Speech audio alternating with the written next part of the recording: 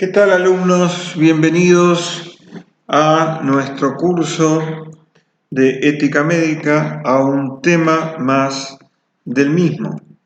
Hoy iniciamos la segunda parte del tema 1 y veremos las características principales de la ética médica.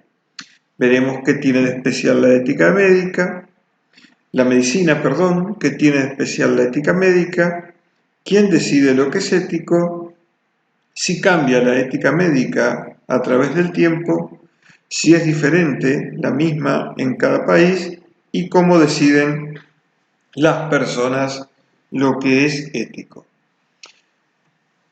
Características de la ética médica. ¿Qué tiene de especial la ética médica? La gente, decimos que la gente va al médico para pedir ayuda por sus necesidades más urgentes. La gente va al médico para aliviar el dolor, para aliviar el sufrimiento, para recuperar la salud y el bienestar. El médico puede ver, tocar, manipular cada parte del cuerpo. El médico entra en la zona de seguridad más íntima de su paciente y el paciente le permite realizar con su cuerpo actividades que normalmente no permite o permite a muy pocas personas. Esto tiene que ver con la relación de confianza de la que ya hemos hablado en el tema anterior. Esto tiene que ver con que el paciente confía en el médico, tanto en su capacidad técnica como en su idoneidad moral, su capacidad ética, y por eso permite este tipo de manipulaciones de su cuerpo. Pero la posición del médico viene cambiando en la historia. El médico, incluso se dice que al médico se lo respeta menos porque, entre otras cosas, ha habido un pasaje del control de los centros de asistencia de los médicos a los administradores profesionales. Antes, los hospitales, los centros de salud eran administrados por profesionales de la salud, pero la complejización del funcionamiento de estos centros ha llevado a que tengan que ser administrados por administradores de empresa, por administradores profesionales. Muchas veces son los propios médicos que realizan especializaciones en la administración del centro de salud para poder estar capacitados para administrar los centros de asistencia. Esto trae problemas, evidentemente, porque la ética médica es muy diferente a la ética del administrador de empresas. La ética médica ya hemos visto que tiene valores como la compasión, mientras que el administrador de empresas es lógico que su ética esté dirigida a obtener la mayor eficiencia de la organización que dirige. Esto no es que sean éticas mejores o peores una que otra, sino que simplemente son éticas diferentes. También en el trato con los pacientes la posición del médico ha cambiado. Los pacientes cuestionan las órdenes de los médicos. Entonces nos encontramos con pacientes que vienen al doctor, van al médico, luego de haber buscado, por ejemplo, sus síntomas en internet, haberse informado, y entonces se sienten con derecho muchas veces a cuestionar las órdenes de los médicos. Y algunos procedimientos que antes eran de carácter exclusivo de los médicos se han ido especializando y hoy lo realizan otros profesionales de la salud, como son los técnicos médicos, las enfermeras o los paramédicos. Entonces encontramos que estas personas, estos profesionales que antes, hace 30 años atrás, eran simplemente carreras técnicas, carreras cortas, dictadas por algunas universidades, pero no con carácter universitario, sino de tecnicatura, hoy tienen carácter universitario y estos profesionales a su vez exigen que se los trate como universitarios y muchas veces incluso se encuentran, ellos consideran que en los temas de su especialidad están más capacitados que los propios médicos. Así que como ustedes ven, la posición del médico viene cambiando. No es si tenemos que responder la pregunta de si se le respeta menos No es un tema de respeto, es un tema de un cambio que es lógico por el avance de las ciencias y por los cambios sociales que también se están dando. ¿Qué tiene entonces de especial la ética médica? La ética médica tiene tres elementos bien distinguibles. La compasión, que la podemos definir como el entendimiento y la preocupación por la aflicción de otra persona. La competencia, que tiene estas tres características que ustedes pueden leer en la presentación. Es una competencia, no es cualquier tipo de competencia, es una competencia que debe ser muy alta. Por eso es importante la alta exigencia académica que se da en las carreras de medicina. ¿Por qué? Y bueno, porque está en juego la vida del paciente. Es nada menos que el valor vida es el que se pone en juego cuando el médico actúa. Y además es una competencia que debe mantenerse en el tiempo. La actualización es muy importante y esa actualización debe ser tanto en los conocimientos técnicos científicos como en la formación ética. El último elemento es la autonomía, que vamos a ver que tiene dos caras importantes, la autonomía del médico y la autonomía del paciente.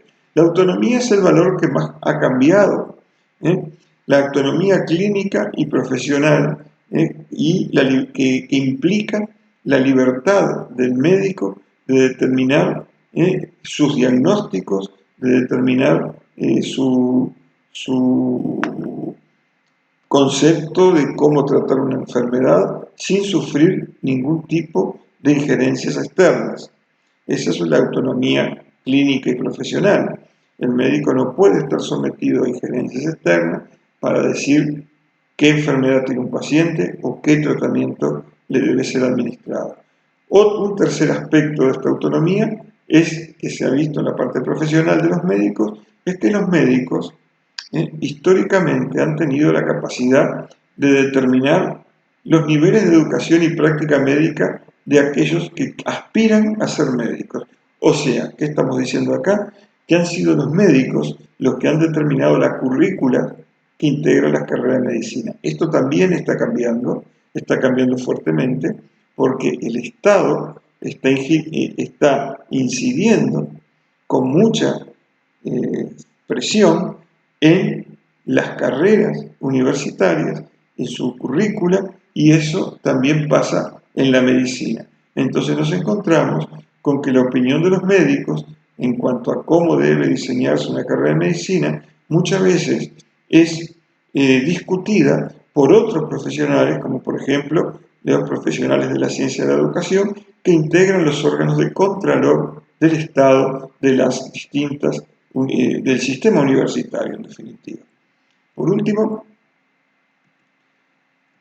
la autonomía tiene que ver también con aceptar, y esta es la otra cara que tiene la autonomía del paciente. ¿Qué es la autonomía del paciente? El derecho que tienen los pacientes a decidir sobre los asuntos que los afectan, a decidir sobre sus tratamientos, las distintas alternativas a seguir, etc. Esto es algo nuevo, ya lo hemos hablado, ¿no es verdad? Esto es algo nuevo, esto es algo que empezó cuando se comienza a hablar de los derechos humanos, porque antes el médico tenía una conducta sumamente paternal con el paciente, trataba al paciente como si fuera su hijo, como si fuera un niño y le indicaba lo que tenía que hacer, y el paciente se entendía que no debía discutir. Un elemento diferenciador que tiene la ética médica es el juramento que se da al recibirse los médicos y que tiene determinadas características. Por ejemplo, tiene características universales. Todos los médicos, todos los colegios médicos o facultades de medicina que hacen jurar a sus egresados tienen en cuenta estos elementos. Primero, considerar el interés del paciente por encima del interés propio. Segundo, no discriminar por razones de raza, religión u otras diferencias, incluida la diferencia económica. Tercero, Proteger la confidencialidad de la información del paciente. Cuarto, prestar atención de emergencia a toda persona que lo necesite. Quinto, y esto tiene que ver con estos principios, están recogidos en la Declaración de Ginebra de la Asociación Médica Mundial. Ustedes saben que la Asociación Médica Mundial es un organismo internacional muy prestigioso que nuclea a profesionales médicos y a colegios y sindicatos médicos de absolutamente todo el mundo y que tiene una producción muy fuerte tanto en temas de investigación como en temas éticos relacionados con la medicina. Vamos a leer la declaración de Ginebra que dice: prometo solemnemente consagrar mi vida al servicio de la humanidad, otorgar a mis maestros el respeto y la gratitud que merecen, ejercer mi profesión a conciencia y dignamente, velar ante todo por la salud de mi paciente, guardar y respetar los secretos confiados a mí, incluso después del fallecimiento del paciente, mantener por todos los medios a mi alcance el honor y las nobles tradiciones de la profesión médica, considerar como hermanos y hermanas a mis colegas, no permitir que consideraciones de edad, enfermedad o incapacidad, credo, origen étnico, sexo, nacionalidad, afiliación política, raza, orientación sexual, clase social o cualquier otro factor se interpongan entre mis deberes y mis pacientes. O sea, acá ustedes ven que se refiere al deber de no discriminar por ningún motivo a las personas que reciben atención médica. Continúo leyendo. Velar con el máximo respeto por la vida humana, no emplear mis conocimientos médicos para violar los derechos humanos y las libertades ciudadanas, incluso bajo amenaza. Hago estas promesas solemne y libremente bajo mi palabra de honor. La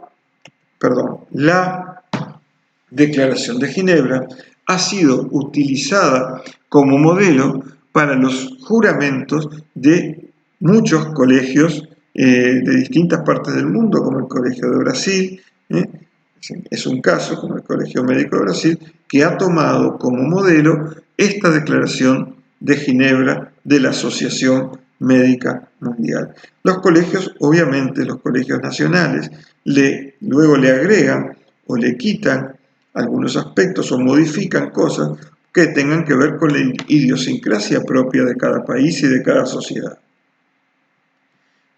¿Y quién decide lo que es ético? Vamos a tratar este tema que es en quiénes radica la decisión final de lo que está bien y lo que está mal en la ética y en particular en la ética médica.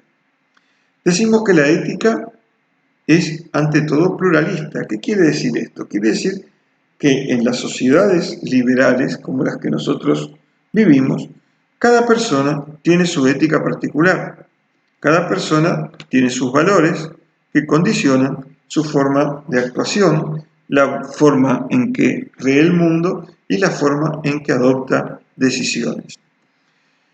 Por tanto, la ética en nuestras sociedades es una ética personal y esto es lo que se considera normal fundamentalmente en los países occidentales. Pero existen sociedades tradicionales donde en vez de existir dentro de la sociedad gran cantidad de posiciones éticas, fruto de las posiciones de cada individuo, hay menos cantidad de posiciones, hay mayor acuerdo sobre la ética, la gente tiene una ética más generalizada. Estas son las sociedades tradicionales. ¿Por qué? Porque hay una mayor presión social que está respaldada, puede estar respaldada por las leyes nacionales, como por los sistemas culturales, o por las normas religiosas, o por las tres al mismo tiempo, ¿verdad? Entonces, a la pregunta de quién decide lo que es ético, la respuesta varía según de qué sociedad estemos hablando, e incluso muchas veces varía dentro de la misma sociedad. ¿Esto por qué? Y porque las sociedades tampoco son homogéneas. Nuestras propias sociedades liberales occidentales no son homogéneas. Existen subculturas, algunas más tradicionales que otras, que entonces cambian la decisión de lo que es ético. No es lo mismo el nivel de pluralismo de la ética en una ciudad cosmopolita, como puede ser Nueva York, como puede ser San Pablo, como puede ser Buenos Aires, que el nivel de la ética en una sociedad de, cuando estamos hablando, por ejemplo, de una villa rural, de un pequeño pueblo rural, aislado dentro de nuestros mismos países. Las sociedades liberales, entonces, crean personas con más libertad para decidir lo que es ético de manera individual. La familia, los amigos, la educación, los medios de comunicación, la religión, tienen una influencia moderada, como todos sabemos. En las sociedades tradicionales, tanto la familia, los ancianos del clan, las autoridades religiosas, los líderes políticos, ejercen una fuerte influencia en la decisión individual de los miembros de las sociedades acerca de lo que está bien, qué comportamiento está bien y qué comportamiento está mal. Sin embargo, pese a estas diferencias, la mayoría de los seres humanos pueden estar de acuerdo en ciertos principios éticos fundamentales. Hoy, en el siglo XXI, el acuerdo global sobre los principios éticos fundamentales se ve reflejado en la Declaración de Derechos Humanos que realizó la ONU, ¿no es verdad?, en el año 1948, las Naciones Unidas. Y hay dentro de estos derechos humanos algunos que son especialmente relevantes para el tema que estamos tratando de la ética médica. Obviamente, el primer derecho humano que tiene gran relevancia en la ética médica es el derecho a la vida. También el derecho, como hemos ya hablado, a la no discriminación, a no sufrir tortura, tratos crueles, inhumanos o degradantes, el acceso igualitario a los servicios públicos y el acceso igualitario a la atención médica. Estos son derechos humanos, derechos de primera generación como el derecho a la vida o derechos de segunda generación como todos los demás, derechos sociales, en los cuales hay un importante consenso mundial y que son sumamente relevantes para nuestra asignatura. Los médicos durante siglos han elaborado sus propias normas de conducta para sus miembros, ¿no es verdad? Hemos hablado de Hipócrates en el siglo V, con el juramento que redactaron los médicos de la Atenas clásica en aquella época, que se expresó en un código de ética. Entonces existe una larga tradición en el colectivo médico de elaborar sus propias normas de conducta. Así que si queremos responder quién decide lo que es ético, en la ética médica lo decide el colectivo médico. Pero ese privilegio de redactar las propias normas de conducta nunca fue un privilegio absoluto, nunca fueron los médicos un estamento, un grupo cerrado, separado de la sociedad. Por lo tanto, el médico siempre ha estado sujeto a la legislación general del país y a veces, incluso con cierta frecuencia, son castigados por infringir las leyes.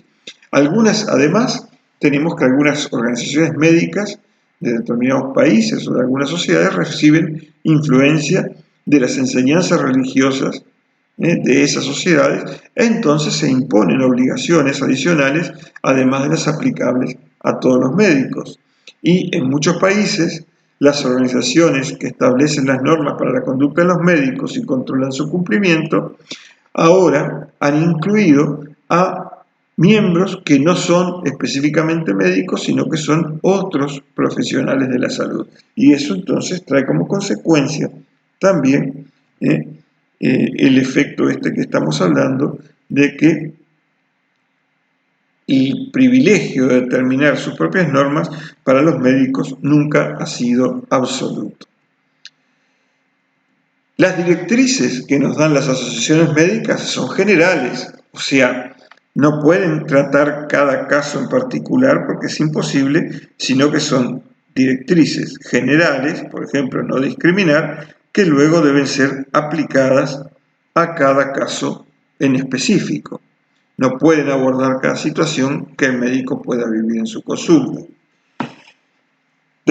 Estas directrices deben seguirse a menos que existan razones de fuerza mayor, buenas razones, para actuar de otra manera.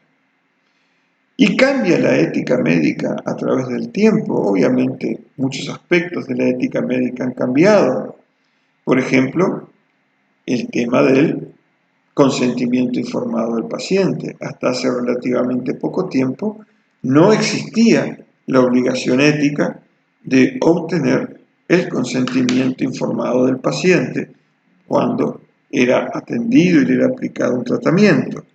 En este aspecto, la declaración de la Asociación Médica Mundial sobre los Derechos del Paciente dice que la relación entre los médicos y sus pacientes y la sociedad toda ha sufrido importantes cambios en los últimos años.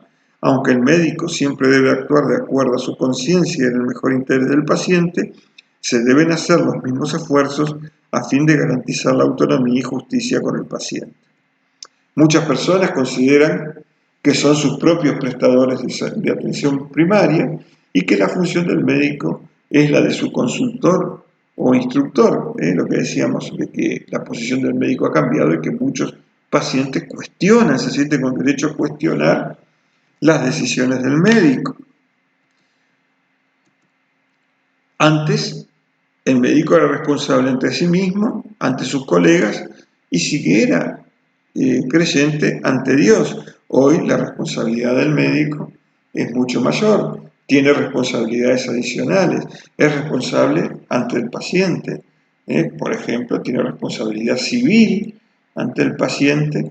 Si le produce un daño físico, debe repararlo económicamente. Es responsable ante terceros, como los hospitales donde trabaja, las organizaciones de salud administradas, las autoridades médicas reguladoras y de otorgamiento de licencias, es responsable hasta los colegios, es responsable ante el Ministerio de Salud Pública, y muchas veces es llevado a juicio ante los tribunales de justicia. Y ahí tiene la responsabilidad civil de que hablábamos recién, que responde con su patrimonio, donde tiene que pagar, por ejemplo, daños y perjuicios, lucros cesantes, daño moral, pero también puede ser responsable penalmente y en ese caso queda comprometida la libertad física del médico. Y estas responsabilidades muchas veces entran en conflicto entre ellas. Entonces, como pueden ver, hoy la responsabilidad del médico es muy grande. ¿Y en qué otros aspectos cambia la ética médica? Y bueno, han cambiado los temas de discusión. Por ejemplo, el aborto. Hace 20, 30 años atrás había un consenso generalizado en que realizar interrupciones voluntarias del embarazo era una conducta antiética. Hoy hay asociaciones médicas que la aceptan en determinadas circunstancias. Han cambiado los problemas, han surgido nuevos problemas porque la tecnología ha ido avanzando, las biotecnologías han traído nuevos problemas. Entonces tenemos el caso de la reproducción asistida, los temas relacionados a la genética, los temas de la informática aplicada a la salud y una cantidad de tecnologías que aumentan y alargan la calidad de vida, que tienen un gran potencial para beneficiar a los pacientes, pero que también pueden tener potencial para causar daño dependiendo de cómo se apliquen. Entonces, todos estos nuevos problemas han creado dilemas éticos diferentes y que van cambiando con el tiempo y que van a seguir cambiando en el futuro, que ustedes van a tener que justamente hacer reflexión ética sobre cosas nuevas, tecnologías nuevas que aparezcan. Así que como ustedes ven, muchos aspectos de la ética médica han cambiado, pero hay un consenso general, hay un acuerdo general entre los médicos de que los valores fundamentales y los principios éticos de la medicina no cambian o que al menos es bueno que no deban cambiar. El ser humano siempre que esté expuesto a enfermedades, seguirá necesitando médicos que sean compasivos, que sean competentes y que sean autónomos. Estos tres conceptos son los pilares, son los cimientos donde se asienta el edificio de la ética médica: la compasión, la competencia y la autonomía del médico. Y estos tres principios, entonces, hay consenso general en que no deben mantenerse de todas maneras. Y en cada país la ética médica cambia, también la ética médica varía en cada país. Habíamos dicho que varía por los avances de la ciencia y la tecnología, varía por el cambio en los valores de la sociedad y varía según el país dependiendo de estos mismos factores. Por ejemplo, la eutanasia, el acceso a la atención médica, el interés de los problemas éticos que plantean las nuevas tecnologías, la preocupación por que los gobiernos no fuercen a los médicos a hacer algo antiético. Por ejemplo, la eutanasia. Hay países donde se considera ético practicar la eutanasia, como es el caso de Holanda, como es el caso de Canadá. En este momento son más o menos 6 países los que permiten en su legislación terminar con la vida de una persona, que el médico termine con la vida de una persona. Y hay varios países donde existen proyectos de ley para otorgar ese permiso. Hay otros países donde la eutanasia no está permitida e incluso es delito. El acceso a la atención médica es diferente de acuerdo a las sociedades que estamos hablando. No es lo mismo el acceso a la atención médica que tiene un individuo en los países desarrollados que en el África subsahariana o que en América Latina. El interés por los problemas éticos que plantean las nuevas tecnologías es obvio que donde se desarrollan, en aquellos países donde se están investigando las nuevas tecnologías, donde se están desarrollando nuevas tecnologías, va a surgir primero el interés por los problemas éticos que estas nuevas tecnologías plantean. Por eso hay una gran producción de ética médica en Estados Unidos, que es el país que en este momento lidera la investigación médica a nivel mundial. El sistema jurídico que rige en los países, el sistema de libertades, el Estado de Derecho que rige en los países, crea también dilemas éticos. No es lo mismo la actuación del médico en un régimen dictatorial o en un régimen autoritario donde el Estado tiene la potestad de coaccionarlo, de comprometer su vida, su integridad física, que la actuación de un médico en un Estado de Derecho donde rigen las libertades, donde rige el principio de respeto a la ley y donde el médico tiene salvaguardados sus derechos individuales y puede acudir ante el Tribunal de Justicia, y el Estado no tiene la costumbre de forzar a los individuos a hacer algo antiético. Así que entonces, como ustedes ven, la ética médica varía, puede variar grandemente dependiendo de la sociedad en que nosotros estemos, del país en que nosotros estemos. Pese a eso, las similitudes entre los médicos de los distintos países son muchas más que las diferencias. ¿Esto qué quiere decir? Que todo lo que tienen en común permite que logren acuerdos, que logren consensos sobre temas éticos polémicos. ¿Y por qué es eso? ¿Por qué se logra una base de entendimiento entre un médico de China continental, de China comunista, de Corea del Norte, un médico de Estados Unidos, un médico de Inglaterra, un médico de Argentina, de Paraguay, de Brasil? Porque en definitiva, tienen los 3 valores éticos comunes, los 3 pilares de la ética, que son la competencia, la compasión y la autonomía. Tienen esos 3 valores, por eso son médicos, y además tienen una experiencia común en los distintos aspectos de la medicina y en la atención médica. Estos 2 circunstancias, valores éticos comunes y la experiencia común, hacen que pueda haber una base de entendimiento para lograr consenso sobre temas éticos polémicos. ¿Y cómo deciden las personas lo que es ético? Acá entramos en lo que es el proceso de decisión, cuando yo me enfrento a un problema ético, a un dilema ético. Porque la ética médica no es simplemente seguir lo que dicen los códigos. Si fuera así, ni siquiera tendríamos que estudiarla. El médico necesita determinar si las pautas generales se aplican o no en las situaciones particulares en que vive. Muchos problemas médicos surgen sin que exista esa orientación y el médico debe interpretar las normas deontológicas, las normas que están en los códigos de ética, para aplicarlas al caso concreto.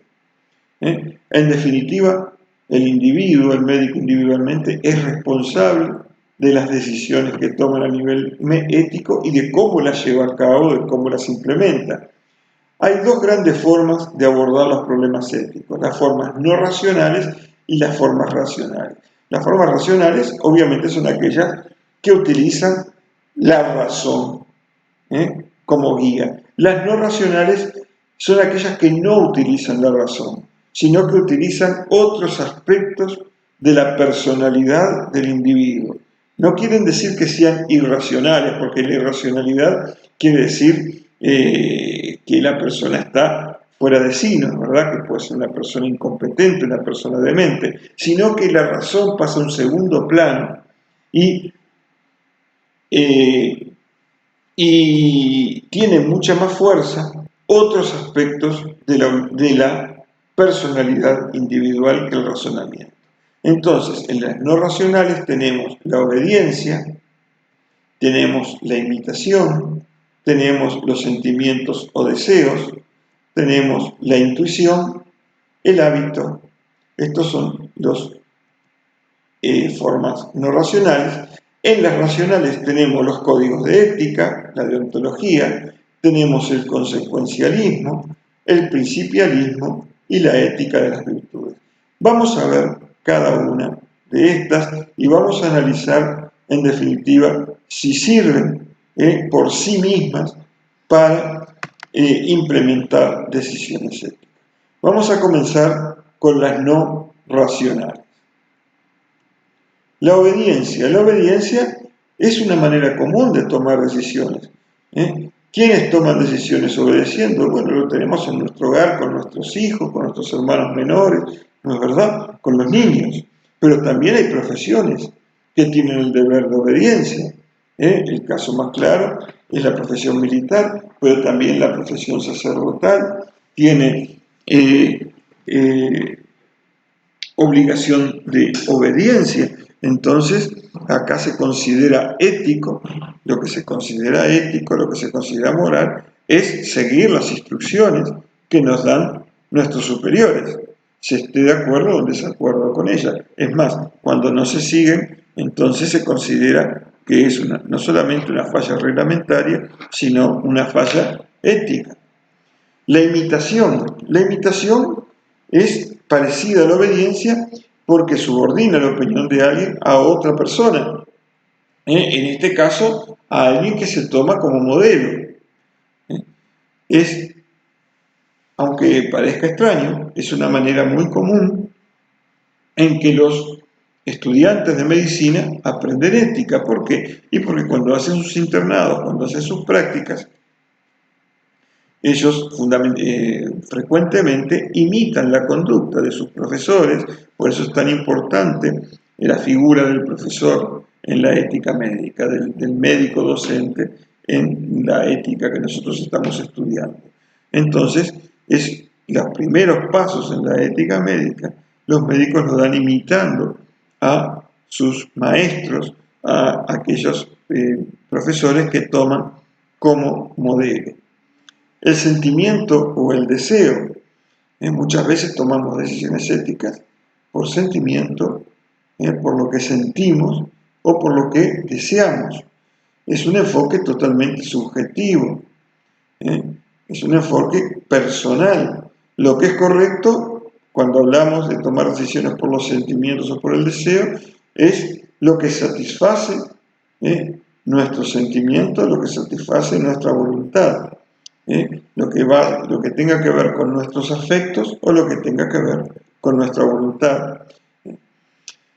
Esta es una medida que puede variar mucho, es que incluso puede estar totalmente enfrentada a la razón. La razón nos puede decir que tal acción no debemos hacerla, pero nuestra voluntad desea hacerla pese a todo, o nuestros afectos, hablando románticamente, nuestro corazón nos dice que tenemos que hacer algo que nuestra razón nos está prohibiendo.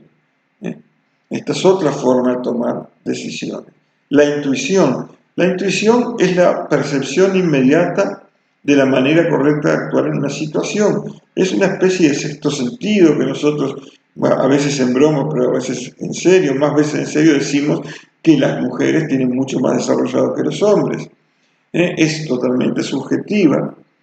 Es diferente porque al deseo o al sentimiento, porque no radica en la voluntad ni radica en los afectos de la personalidad, sino que radica en la mente, radica en la mente. Es una especie de sexto sentido que nos dice que tenemos que actuar de determinada manera. Obviamente carece de reflexividad, carece de sistematización, sino que es una especie de instante de iluminación y nada más. Entonces ustedes se pueden dar cuenta que tomar decisiones por intuición, si bien hay personas que son altamente intuitivas y que han sido exitosas siguiendo su intuición, como norma general no es conveniente. Incluso puede variar en el tiempo, no solo, o sea, no solo no, en la misma persona, ¿verdad? El hábito.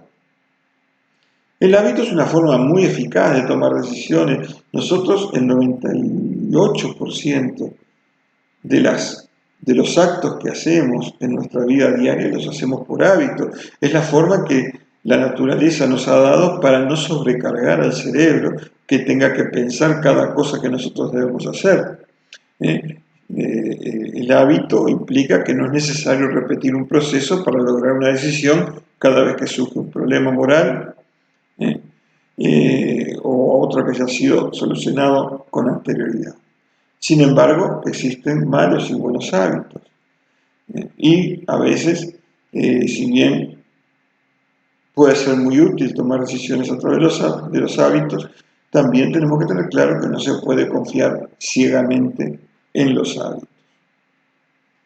En cuanto a las decisiones racionales, vamos a ver que tenemos la deontología. La deontología son reglas que están fundadas en el consenso del colectivo profesional y que sirven de base para tomar decisiones morales. Pero, por ejemplo, tenemos el caso del mandato que nos dice que no debemos discriminar, que debemos de tratar a todos por igual. Pero una vez que nos dicen esas reglas, después tenemos que llevarla a la práctica. Y a veces es muy difícil llevarla a la práctica. Con frecuencia surgen desacuerdos sobre lo que implica esa regla. Por ejemplo, está la regla de no matar, ¿verdad? Pero aquellos médicos que están a favor de la interrupción voluntaria del embarazo o que están a favor de la pena de muerte, consideran la regla de no matar de manera diferente de aquellos médicos que están en contra tanto de la pena de muerte como del aborto. El consecuencialismo, yo acá les puse para que ustedes entendieran qué es el consecuencialismo, les puse este dibujo de una persona que tiene en su poder la potestad de cambiar, con el cambiarrieles, de cambiar la dirección por la que va un vagón, ¿no es verdad? Indefectiblemente el vagón puede ir en dos direcciones. En la primera mataría 5 personas, en la segunda mataría una, y este señor tiene la decisión de cambiar, de tomar sobre sí la responsabilidad de la muerte de un individuo para evitar la muerte de 5, que sería un mal mayor. Muy bien, el consecuencialismo entonces basa la toma de decisiones éticas en un análisis de las consecuencias o de los resultados probables de las distintas opciones y acciones. Es lo que estamos viendo en la figura, ¿verdad? Entonces, la acción correcta es aquella que produce los mejores resultados. Una de las derivaciones del consecuencialismo es el utilitarismo, que utiliza como medida la utilidad y define a la utilidad como el mayor bien para la mayor cantidad de personas. Entonces, es correcto realizar aquella acción que es más útil, que le da el mayor bien para la mayor cantidad de individuos. Esta sería la regla que sigue el consecuencialismo y el utilitarismo. Esto se utiliza mucho cuando, ustedes lo vamos a ver en el tema que viene, cuando hablemos del principio de justicia, que es uno de los principios de la bioética. ¿Por qué? Porque el principio de justicia tiene mucho que ver con la ética médica social. ¿Se acuerdan que hemos hablado que hay dos éticas, la ética médica particular y la ética médica social, con la distribución de recursos en la salud que generalmente son escasos? Entonces incluyen temas como rentabilidad, incluyen temas como calidad de vida. Y entonces se hablan de años de calidad de vida, se hablan de años de discapacidad. Y el utilitarismo entonces, y los defensores del consecuencialismo, utilizan esta concepción y se corre el riesgo muchas veces, este es el aspecto negativo que tiene el consecuencialismo y el utilitarismo, se corre el riesgo de llegar a una posición ética que sea, en definitiva, se puede resumir en que el fin justifica los medios y que pueda avasallar derechos individuales, ¿verdad? Por ejemplo, estamos hablando de asignar recursos a la salud. Póngale que ustedes integran el Ministerio de Salud Pública como médicos, asesores, y tienen que decidir hacia dónde derivar los recursos que tiene el Estado, que son por definición escasos, y tienen por un lado recursos que podrían ir al tratamiento, a lo que serían los tratamientos paliativos en personas que están en la última etapa de su vida, enfermos terminales que están en la etapa de su vida, y a tratamientos paliativos, tratamientos que no van a curar a la persona, sino que van a mitigar su sufrimiento, pero que la persona indefectiblemente va a encontrar por la enfermedad que sufre la muerte. O tendrían que dirigir esos recursos a la medicina preventiva o a la atención médica infantil. Entonces, ahí se plantea, si ustedes razonan exclusivamente con el utilitarismo, se va a plantear que dirigiendo esos recursos a la medicina preventiva van a lograr, como decíamos anteriormente, van a lograr el mayor bien para mayor cantidad, y dirigiéndolo a los niños, tienen mayor años de vida de calidad. Pero ¿qué pasa con las personas que están sufriendo y que son enfermos terminales? Ellos no tienen derechos.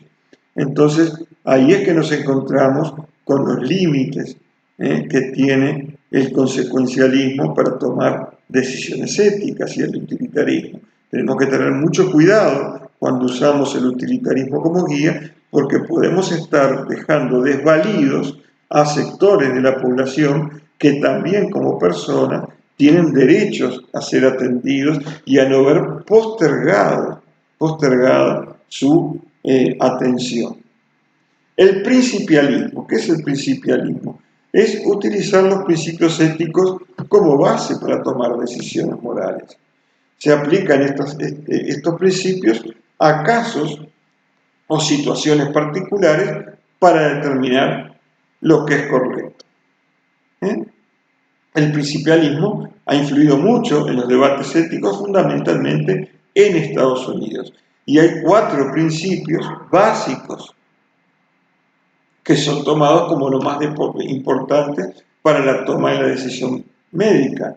El respeto por la autonomía del paciente, el principio de beneficencia, el principio de no maleficencia y el principio de justicia. Nosotros los vamos a estudiar uno por uno en nuestra próxima clase. Pero ¿qué pasa?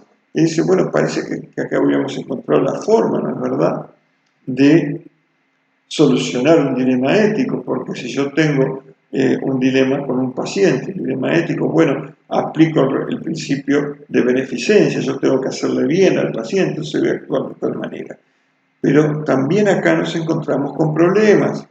Los principios tienen un papel importante en las tomadas de decisiones racionales, eso nadie lo discute, pero estos 4 principios muchas veces chocan entre sí. No se sabe cuál es hay que decidir qué principio tiene prioridad frente a los otros.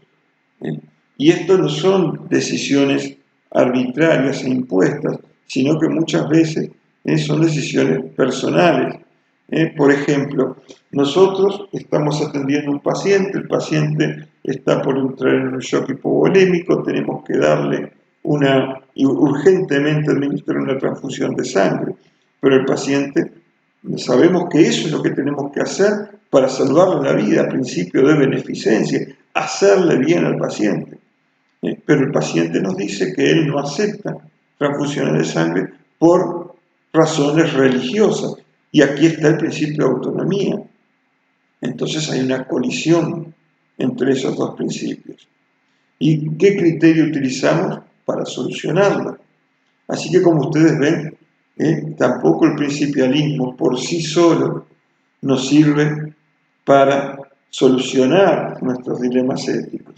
La ética de las virtudes lo que hace es no centrarse tanto en la toma de decisiones, sino centrarse en el carácter del individuo, y cómo se refleja ese carácter en su conducta. En definitiva, lo que dice es que una persona que es éticamente admirable, que es éticamente buena, generalmente va a tomar decisiones buenas. Entonces, el tema no está tanto en el proceso de toma de decisión, sino en cómo es la persona. Una virtud es un tipo de excelencia moral, especialmente importante para el médico es la compasión. También lo son la honestidad, la prudencia y la dedicación. Si un médico es compasivo, si un médico es honesto, si un médico es prudente y dedicado, entonces va a tomar decisiones éticas correctas. Sin embargo, las personas virtuosas también pueden equivocarse, o las personas virtuosas también pueden dudar en qué camino tomar. Así que la ética de las virtudes por sí sola tampoco es el camino para solucionar los dilemas morales.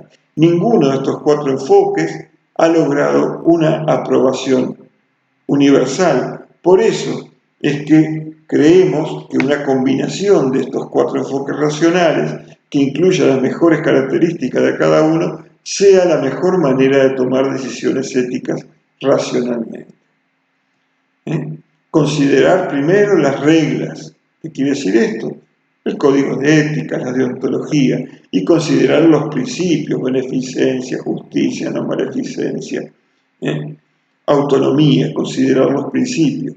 ¿Para qué? Para identificar los más importantes en la situación que se examina e implementarlos, llevarlos a cabo en la mejor medida posible. Examinar las consecuencias, y aquí entra el consecuencialismo, el utilitarismo, de las decisiones alternativas que tengamos y determinar cuáles consecuencias serían preferibles, asegurar que la conducta de la persona que toma la decisión, tanto para llegar a esa decisión como para implementarla, sea admirable. Y acá estamos hablando de la ética de las virtudes. ¿Qué etapas tendría un proceso de toma de decisiones siguiendo entonces esta mezcla de estas 4 formas de tomar decisiones de manera racional?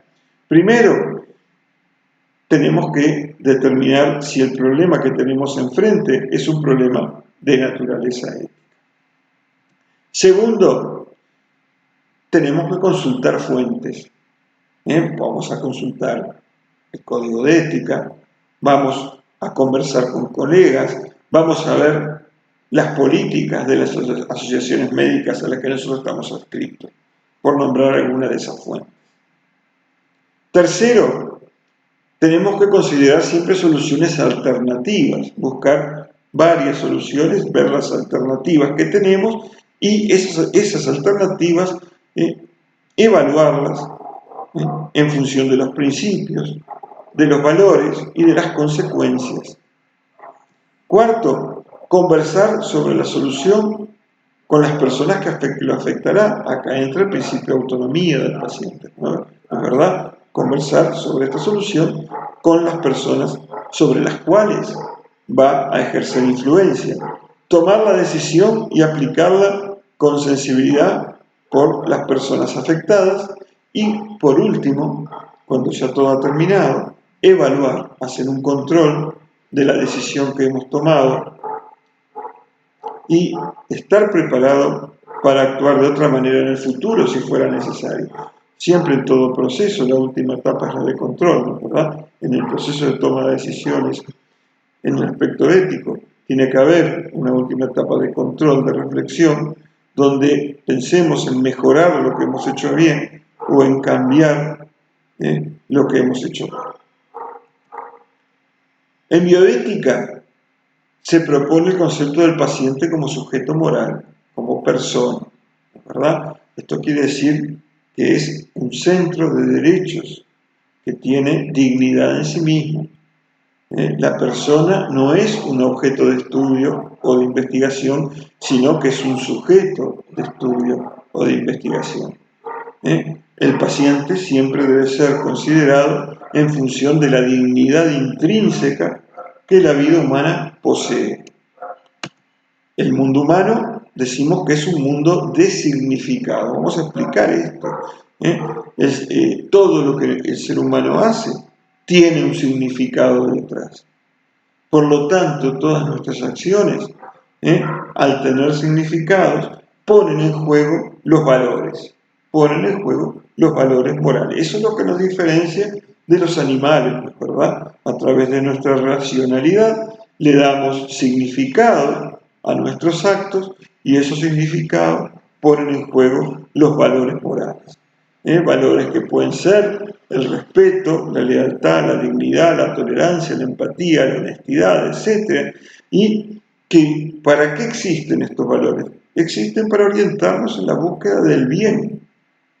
Es muy difícil definir el concepto del bien, pero en definitiva es aquello que nos proporciona felicidad. Y entonces estos valores son valores éticos. Algunos de estos valores varían en las sociedades, pero otros deben ser aceptados universalmente. Por ejemplo, el valor de la libertad del individuo, el valor de la igual dignidad que tiene todo ser humano. El aforismo de Hipócrates, aquel famoso aforismo primum non nocere, primero no hacer daño, aporta ¿qué al médico? Le aporta una llamada de prudencia al afán de hacer bien al enfermo. Esto lo vamos a estudiar en la clase que viene. O sea, es un principio que mitiga el principio de beneficencia para evitar, entre otras cosas, el encarnizamiento terapéutico y que complementa en el momento actual otros principios. Los principios que tiene la bioética resultan un buen instrumento para analizar la ética de las decisiones en el ámbito de la salud. El principio de justicia, que tiene que ver con la asignación de recursos en la sociedad. El principio de autonomía, que está vinculado directamente al sujeto de la atención clínica o de la investigación, que es el paciente. El principio de beneficencia, que tiene que ver directamente con la relación del médico y el paciente. Y el principio de no maleficencia. Todo esto lo vamos a estudiar en profundidad en las clases que vienen. Les doy entonces las gracias por vuestra atención y nos encontramos en la próxima clase.